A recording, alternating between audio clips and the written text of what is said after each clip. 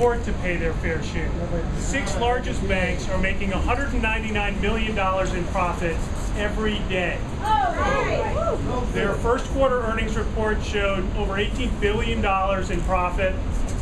The banks that are here can afford to pay their fair share. The millionaires that are here are gaining larger and larger share of the city's income. They can afford to pay their fair share. Our report outlines $1.5 billion in savings that the mayor and the city council can achieve to restore the worst cuts. First, by ending subsidies, sweetheart deals, and special tax breaks for the banks. The subsidies, over $100 million in subsidies they've been paid but didn't earn. There are 3 deals with JP Morgan Chase, with Bank of America, and with Morgan Stanley, where the banks did not create the jobs that they were asked to create, and yet they took the money. They've got to pay us back.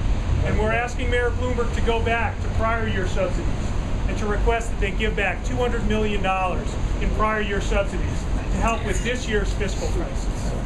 Second, fair share taxation. Mayor Bloomberg needs to fight in Albany for the millionaire's tax.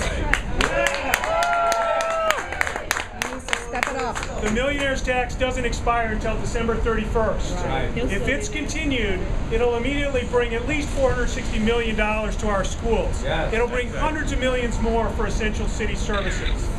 Bloomberg should also take steps now to close the loophole that allows hedge funds and private equity firms to avoid paying their fair share in the city's unincorporated business tax. That break alone would bring the city $200 million, enough to restore child care cuts, homeless cuts, and cuts to HIV/AIDS services. There's another loophole for millionaires, the deduction for the UBT on the personal income tax.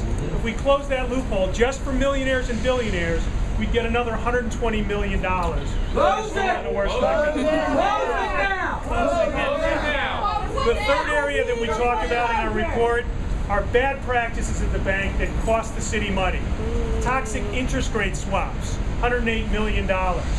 Refusal to modify mortgages that are killing our neighborhoods all over the city.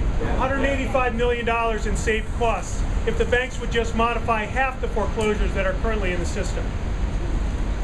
The MERS system, the magic wand that they use with their computers to avoid paying recording taxes to the city clerk.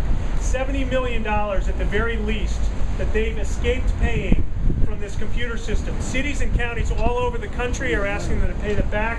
New York's share is at least $70 million. Finally, contracts with the banks. Just like nonprofits have to take cuts, we say the banks should take cuts in their contracts too. Over $600 million in city contracts with the biggest banks. A 20% cut would get us $120 million to restore the worst of the cuts. If nonprofits are asked to do more with less, we certainly can ask the banks to do more with less. I don't think they have less. I think they have more with the profits they're making. Banks, pay your share! Banks, pay your share! Banks, pay your share! Banks, pay your share! Banks, pay your share! Banks, pay your share! All you millionaires, pay your fair share! Millionaires, pay your share! All you millionaires, pay your fair share! Goldman Sachs, pay your tax. Goldman Sachs, pay your tax. The report that we're issuing today is available on the web at onmay12.org. It's also available on Facebook, facebook.com/onmay12. I'd like to introduce Tammy Miller, a leader of the city's unionized daycare providers at UFT.